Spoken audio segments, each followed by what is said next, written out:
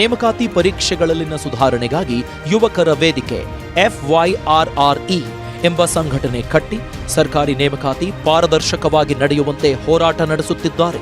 PDO ಆಗಿ ಕಾರ್ಯನಿರ್ವಹಿಸಿದ ಅನುಭವ ಹೊಂದಿರುವ ವಿನಯ್ ಕುಮಾರ್ ಅವರ ರಾಜಕೀಯ ಚಟುವಟಿಕೆಗಳನ್ನು ಪರಿಗಣಿಸಿ ವಿಸ್ತಾರ ನ್ಯೂಸ್ ಭರವಸೆಯ ಯುವ ನೇತಾರ ಎಂದು ಪ್ರಶಂಸಿಸಿ ಶುಭ ಹಾರೈಸುತ್ತದೆ.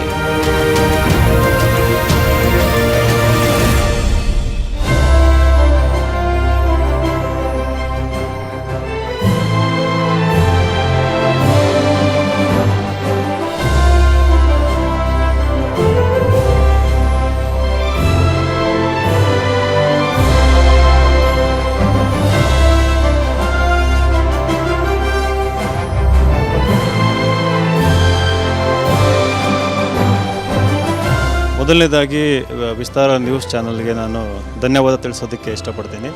ಇದು ನಮ್ಮ ಜವಾಬ್ದಾರಿ ಹೆಚ್ಚಿಸಿದೆ ಅಂತಲೇ ಹೇಳ್ಬೋದು. ಇವಾಗ ದಾವಣಗೆರೆ ಕ್ಷೇತ್ರದ ಲೋಕಸಭಾ ಆಕಾಂಕ್ಷಿ ಕೆಲಸ ಮಾಡ್ತಾ ಇದ್ದೀನಿ. ಇವತ್ತೇನು ಒಂದು ಅವಾರ್ಡ್ ಸಿಕ್ಕಿದೆ, ಒಂದು ಶಕ್ತಿ ತುಂಬಿದಂಗೆ ನನ್ನ ಎಫರ್ಟ್ಸಿಗೆ. ಈಗ ವಾಪಸ್ ಹೋಗಿ ಜನಗಳ ಮಧ್ಯೆ ಇದ್ಕೊಂಡು ಇನ್ನೂ ಹೆಚ್ಚಿನ ರೀತಿಯಲ್ಲಿ ಕೆಲಸ ಮಾಡಬೇಕನ್ನೋ ಒಂದು ಮೋಟಿವೇಶನ್ ಸಿಕ್ಕಿದೆ, ಇನ್ಸ್ಪಿರೇಷನ್ ಸಿಕ್ಕಿದೆ. ಹಾಗಾಗಿ ನಿಮಗೆ ಧನ್ಯವಾದ ತಿಳಿಸೋದಕ್ಕೆ ಇಷ್ಟಪಡ್ತೀನಿ.